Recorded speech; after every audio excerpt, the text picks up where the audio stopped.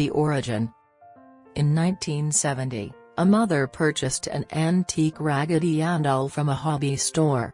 The doll had been a birthday present for her daughter, Donna.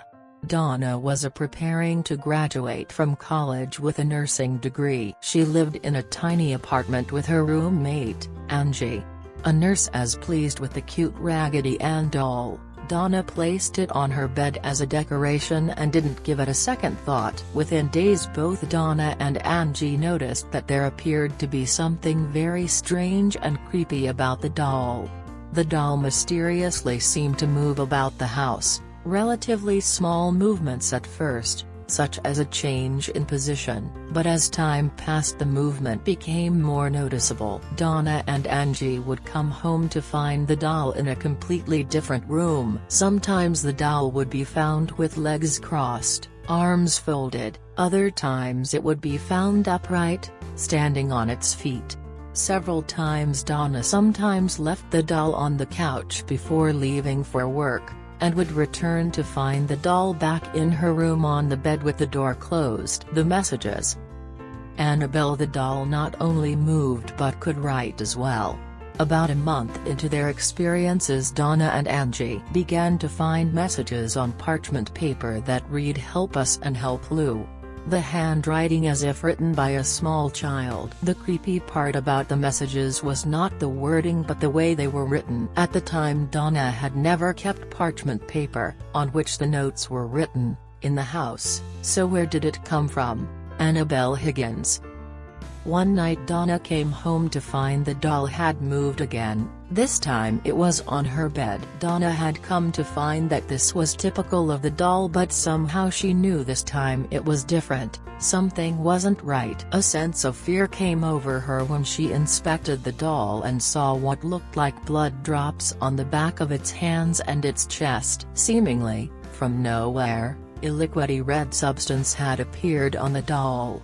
Scared and desperate, Donna and Angie decided it was time to seek expert advice. Not knowing where to turn, they contacted a medium and a séance was held. Donna was then introduced to the spirit of Annabelle Higgins. The medium related the story of Annabelle to both Donna and Angie. Annabelle was a young girl that resided on the property before the apartments were built. They were happy times. She was a young girl of only 7 years old when her lifeless body was found in the field upon which the apartment complex now stands. The spirit related to the medium that she felt comfort with Donna and Angie and wanted to stay with them and be loved. Feeling compassion for Annabelle and her story, Donna gave her permission to inhabit the doll and stay with them. They were to soon find out, however, that Annabelle was not what she appeared to be. This was no ordinary case and definitely no ordinary doll. Lou's account. Lou was friends with Donna and Angie and had been with them since the day the doll arrived. Lou had never been fond of the doll and on several occasions warned Donna that it was evil and to get rid of it. Donna had a compassionate tie to the doll and not giving much credence to Lou's feelings kept it. Donna's decision, it turns out, was a terrible mistake. Lou awoke one night from a deep sleep and in panic. Once again he had a reoccurring bad dream. Only this time somehow, something seemed different. It was as though he was awake but couldn't move. He looked around the room but couldn't discern anything out of the ordinary, and then it happened. Looking down toward his feet he saw the doll, Annabelle. It began to slowly glide up his leg, moved over his chest and then stopped. Within seconds the doll was strangling him. Paralyzed and gasping for breath, Lou, at the point of asphyxiation, blacked out. Lou awoke the next morning, certain it wasn't a dream. Lou was determined to rid himself of that doll and the spirit that possessed it. Lou, however, would have one more terrifying experience with Annabelle. Preparing for a road trip the next day, Lou and Angie were reading over maps alone in her apartment. The apartment seemed eerily quiet. Suddenly, rustling sounds coming from Donna's room aroused fear that someone had possibly broken into the apartment. Lou, determined to figure out who or what it was, quietly made his way to the bedroom door. He waited for the noises to stop before entering and turning on the light. The room was empty except for Annabelle, whom was tossed on the floor in the corner. Lou scoured the room for forced entry, but nothing was out of place. But as he got close to the doll, he got the distinct impression that somebody was behind him. Spinning around, he was quick to realize that nobody else was there. Then in flash he found himself grabbing for his chest, doubled over, cut and bleeding. His shirt was stained with blood, and upon opening his shirt, there on his chest was what looked to be 7 distinct claw marks, 3 vertically and 4 horizontally. All were hot like burns. These scratches healed almost immediately, half gone the next day, fully gone by day 2. The Warrens investigate. Donna finally was willing to believe the spirit in the house was not that of a young girl but inhuman and demonic in nature. After Lou's experiences, Donna felt it was time to seek real expert advice and contacted an Episcopal priest named Father Hegan. Father Hegan felt it was a spiritual matter and felt he needed to contact a higher authority in the church, so he contacted Father Cook, who immediately contacted the Warrens. Ed and Lorraine Warren immediately took interest in the case and contacted Donna concerning the doll. The Warrens, after speaking with Donna, Angie, and Lou, came to the immediate conclusion that the doll itself was not in fact possessed but manipulated by an inhuman presence. Spirits do not possess inanimate objects like houses or toys, they possess people. An inhuman spirit can attach itself to a place or object, and this is what occurred in the Annabelle case. This spirit manipulated the doll and created the illusion of it being alive in order to get recognition. Truly, the spirit was not looking to stay attached to the doll, it was looking to possess a human host. The spirit, or in this case an inhuman demonic spirit, was essentially in the infestation stage of the phenomenon. It first began moving the doll around the apartment by means of teleportation, to arouse the occupants' curiosity in hopes that they would give it recognition. Then predictably the mistake of bringing a medium into the apartment to communicate with it. The inhuman spirit, now able to communicate through the medium, preyed on the girl's emotional vulnerabilities by pretending to be a rather harmless, lost young girl with which during the séance, was allowed permission from Donna to haunt the apartment. Insofar as demonic is a negative spirit, it then set about causing patently negative phenomena to occur. It aroused fear through the weird movements of that doll, it brought about the materialization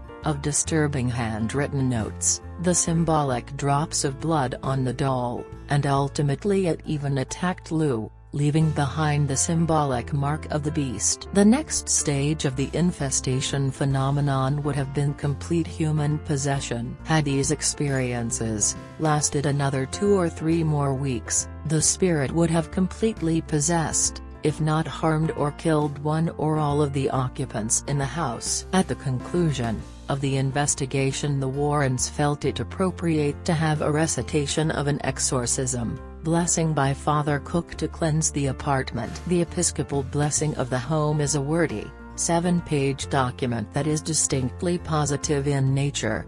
Rather than specifically expelling evil entities from the dwelling, the emphasis is instead directed toward filling the home with the power of the positive and of God. At Donna's request, and as a further precaution against the phenomena ever occurring in the home again, the Warrens took the big rag doll along with them when they left. The conclusion. Father Cook, although uncomfortable with his role as an exorcist, agreed to perform the 7-page rite of exorcism, a doctrine he recited throughout the apartment, at which point the Warrens were confident the entity would no longer reside there. They agreed to take the rag doll back home with them. Upon leaving, Ed placed the doll in the back seat and agreed he would not take the interstate in the event the inhuman spirit still resided with the doll. His suspicions were all too correct. In no time the Warrens felt themselves as the object of a vicious hatred. Then at each dangerous curve the car swerved and stalled with every corner causing the power steering and brakes to fail. Repeatedly the car verged on collision. Ed reached into the back seat into his black bag and took out a vial of holy water and doused the doll, making the sign of the cross over it. The disturbances stopped immediately and the Warrens arrived safely home. After the Warrens arrived home, Ed sat the doll in a chair next to his desk. The doll levitated a number of times in the beginning, then it seemed to fall inert. During the ensuing weeks, however, it began showing up in various rooms of the house. When the Warrens were away and had the doll locked up in the outer office building, they would often return to find it sitting comfortably upstairs in Ed's easy chair. When they opened the main front door, the doll also showed a hatred for clergymen who came to the house. In one instance, Father Jason Bradford, a Catholic exorcist, came to the house. Upon seeing the doll seated in the chair, he picked it up and said, "You're just a ragdoll, Annabelle, you can't hurt anyone," and tossed the doll back in the chair, at which point Ed exclaimed, "That's one thing you better not say." Upon leaving an hour later, Lorraine pleaded to the priest to please be careful driving and to call her when he arrived home. Lorraine discerned tragedy for this young priest, but he had to go his way. A few hours later, Father Jason called Lorraine and explained that his brakes had failed as he entered a busy intersection. He was involved in a near-fatal accident, destroying his vehicle. This was just one of many such events that occurred over the next few years. The Warrens had a special case built for Annabelle inside the Occult Museum, where she resides to this day. Since the case was built, Annabelle no longer appeared to move, but she is thought to be responsible for the death of a young man who came to the museum on motorcycle with his girlfriend. The young man, after hearing Ed's account of the doll, defiantly went up and began to bang on the case, insisting that if the doll can put scratches on people, then he wanted to also be scratched. Ed said to the young man, "Son, you need to leave," and put him out of the building. On the way home, the young man and his girlfriend were laughing and making fun of the doll when he lost control of his motorcycle and went head-on into a tree. The young man was killed instantly, but his girlfriend survived and was hospitalized for over a year. When asked what happened, the young woman explained that they were laughing about the doll when they lost control of the motorcycle.